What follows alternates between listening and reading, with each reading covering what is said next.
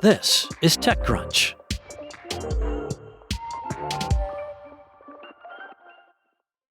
Arcee is a tiny 26-person U.S. startup that built a massive 400 billion parameter open-source LLM on a $20 million shoestring budget, and it's released its new reasoning model. Arcee calls the model Trinity Large Thinking, and it's the most capable open-weight model ever released by a non-Chinese company. So claims CEO Mark McQuaid in a comment to TechCrunch's Julie Bort. As that comment implies, Arcee has a goal that, well, you can't help but root for. It wants to give U.S. and Western companies a model that gives them no reason to use a Chinese-based one. While Chinese models are extremely capable, they are perceived as risky, putting power and perhaps data into the hands of a government that does not share all of the Western world's ideals, let's say. With Arcee, companies can download the model, train it to their own needs, and use it on premises. Companies can also use Arcee's cloud-hosted version, accessible via API. While Arcee's models are not outperforming the closed-source models from the big labs like Anthropic or OpenAI, they're not being held hostage by the whims of those giants either. For instance, Claude, with its exceptional abilities to code, has been a popular choice for users of open-source AI agent tool OpenClaw. But Anthropic pulled the rug out from them last week when it told users that their Anthropic subscriptions will no longer cover OpenClaw usage. They will have to pay additionally for that. In February, OpenClaw creator Peter Steinberger said he was joining Anthropic's biggest rival, OpenAI. So, in contrast, McQuaid proudly points to data from OpenRouter that says it has become one of the top models used with OpenClaw. So, how good is Trinity Large Thinking? Well, it's comparable to some of the other top open-source models, according to the benchmark results it shared with TechCrunch.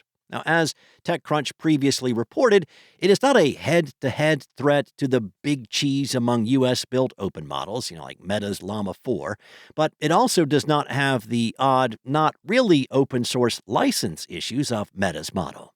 All of Arcee's Trinity models are released under the gold standard for OS licenses, Apache 2.0. Databricks co-founder and CTO Matei Zaharia almost missed the email telling him that he was the 2026 recipient of the ACM Prize in Computing. He told TechCrunch, it was a surprise. Back in 2009, the tech Zaharia developed for his PhD at UC Berkeley under the tutelage of famed Professor Ion Stoica was launched into Databricks. Zaharia had created a way to dramatically speed the results of slow, clunky, big data projects and released it as an open-source project called Spark. Big data was in those days what AI is today, and Spark turned the tech industry on its ear. The 28-year-old Zaharia became a tech celeb. Since then, he has helmed the engineering at Databricks, growing it into a cloud storage giant and now a data foundation for AI and agents. Along the way, the company has raised over $20 billion, valuing it at $134 billion, and hit $5.4 billion in revenue run rate. The Silicon Valley Dream. On Wednesday, the Association for Computing Machinery issued him the award for his collective contributions. The award comes with $250,000 in cash that he is donating to an as-yet-to-be-determined charity. Zaharia, who in addition to his CTO duties is also an associate professor at UC Berkeley, is looking forward, not back. Like everyone else in the Valley, the future he sees is filled with AI.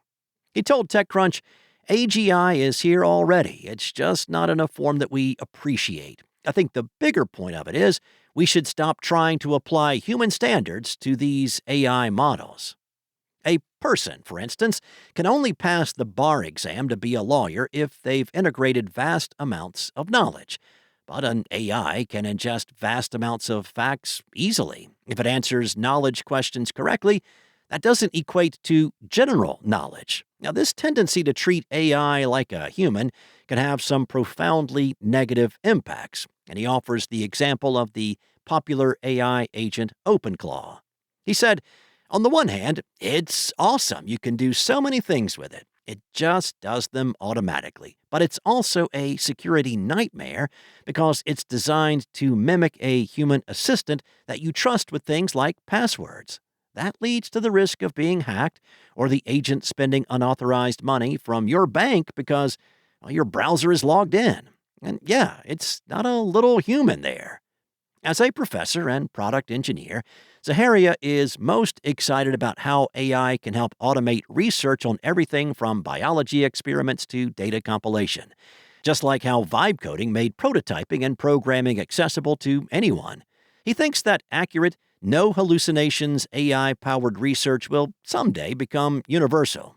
He said, not that many people need to build applications, but lots of people need to understand information. Eventually, we'll make AI work better for us by having it lean into its strengths, telling us what every rattle in our car means, or scanning beyond text and images to include radio and microwaves, or what he's seeing students do now, simulate molecular-level changes and predict their effectiveness. The thing that I'm most excited about, he said, is what I'd call AI for search, but specifically for research or engineering. That's all for now. For more stories like these, go to TechCrunch.com.